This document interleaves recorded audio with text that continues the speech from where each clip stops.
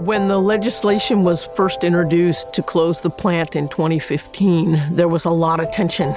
Labor was unhappy. Climate activists were unhappy that it was so far out.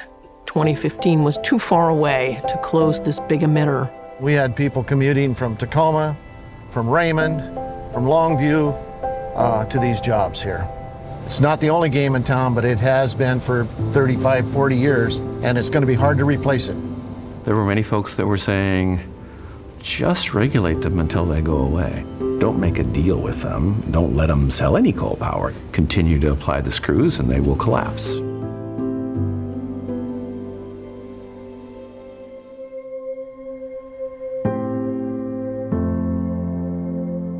Washington is made up of small communities that contribute a lot to the economy and to the natural environment and to education. Centralia is one of those places that has a tremendous amount going for it. One of the reasons I like living here, I stayed here for 25 years, is we all have connections. I can't tell you how many kids I'm coaching soccer now that I've coached their parents. The whole community becomes pretty in touch with each other.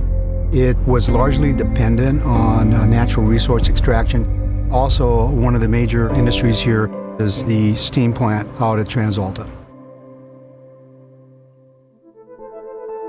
The coal plant is the big industry. As they like to say, it is their Boeing, it is their Microsoft.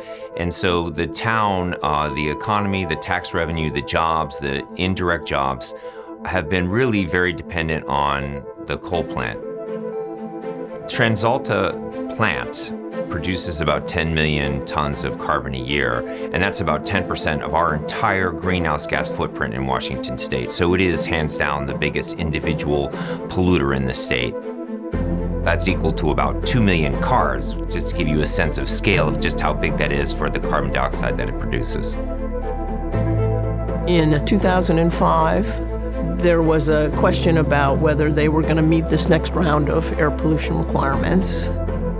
The owners were facing lawsuits over non-compliance with their air pollution requirements. We had a couple of legislative sessions where there were busloads of protests on one side or the other, and it was quite controversial about both the local health impacts, what do we do about regional haze impacts on Mount Rainier, and what do we do long-term about carbon pollution. We had approximately 7 different lawsuits that were out there, and TransAlta sat down and working with the governor's office to come up with a plan on how to reduce the emissions. Then 2011, session started and the work became, I would say, fast and furious, based on legislation being introduced that was trying to shut the plant down in 2015. They were looking for reduction in air pollution in the environmental community and a reduction in greenhouse gases. The company, if they were going to shut it down, they wanted to know what their future was. The community's interest, starts with Bob Gunther going, wait a minute, that's my job. It's my kid's job. It's my family's job. So from a state assistance point of view, what's the future for them? How do they find other jobs? And what can the community rally around as an alternative source of employment? There's your common dilemma probably for any coal town.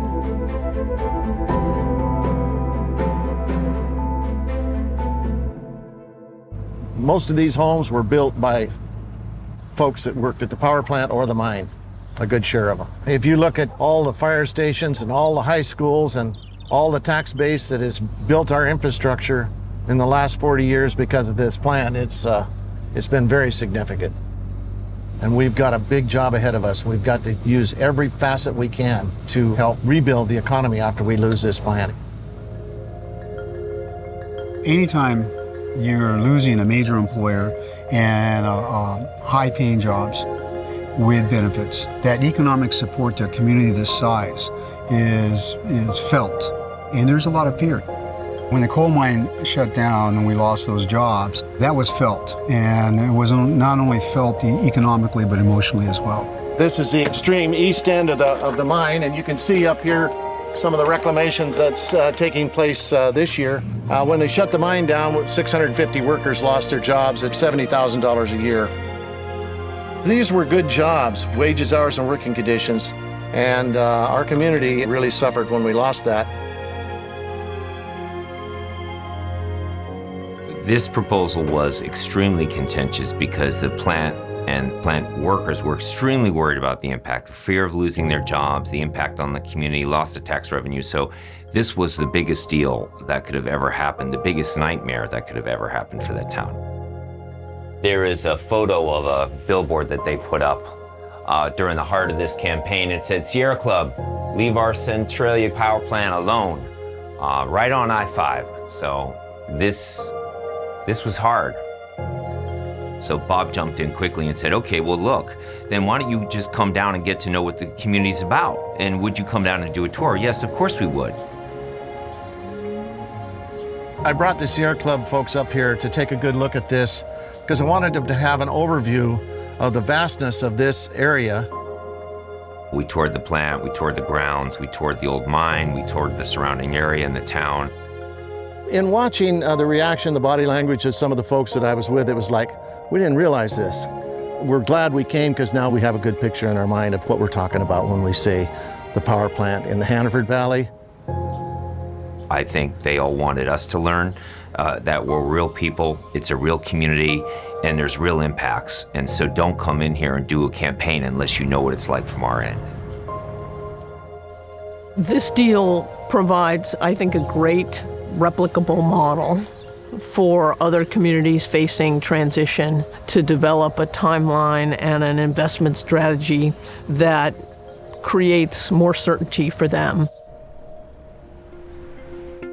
The company was looking at repowering the facility and not using coal anymore. And they decided we'd rather have the certainty. We'd rather know we're going to shut down. We'd rather know when. We're going to know what the workers can do. We know how much time we need to replace it in order to make sure the grid is reliable. We're going to figure out how the community has an alternative, a sense of a future for themselves. TransAlta agreed to provide $55 million in transition funds in 3 categories: energy efficiency, community and economic development, and clean energy technologies. As part of the agreement, TransAlta agreed to shut down the first coal unit at the end of 2020, the second coal unit in 2025. They also agreed to install the SNCR technology, which was added in 2013. The $55 million is providing opportunities for the community to have investments made, and it provides for displaced workers. Part of it is going for direct worker support, and part of it is for education and training. So if any worker wants to go back to college, get additional training for new skills, we're making funds available for that. Centralia College has received 2 grants for solar projects, for lighting upgrades, and we've recently done one for student housing for weather and efficiency. We were able, with a grant from the Coal Transitions Board, to try out a solar array on one of our rooftops. It really makes a big difference to be able to have that kind of money out there to allow us to invest in these new technologies and to upgrade old technologies. And so for us, the college did quite well on this, but the rest of the community is doing well as well. This house was built in 1916, so it's an older home. And when we first bought the house, it was cold and the fireplace wasn't working the greatest, so I was having to get up every 2 to 3 hours to stock the stove. With the flexibility of the TransAlta funding, it's allowing us to do these homes and do the deep retrofits that are required to make these houses more energy efficient. What that really allows is an opportunity for a runway or a smoother landing for this community. And it also for TransAlta, it gives them a chance to recover some of the investment that they've made over the years, because we know that the future is going to be changing as we go to the green energy economy. I've said to everybody, there is your solar farm. There's where a solar farm should be. Now, TransAlta has announced that they're working on over 900 acres of that ground right there to put solar on. Very excited about the Tono Solar Project. This is a project that's just getting underway. We're taking reclaimed mine property and turning it into a community solar project. Tono's solar project would allow TransAlta to maintain a presence in Centralia. We would be able to support jobs, the local economy, and it would be the largest solar project in Washington State.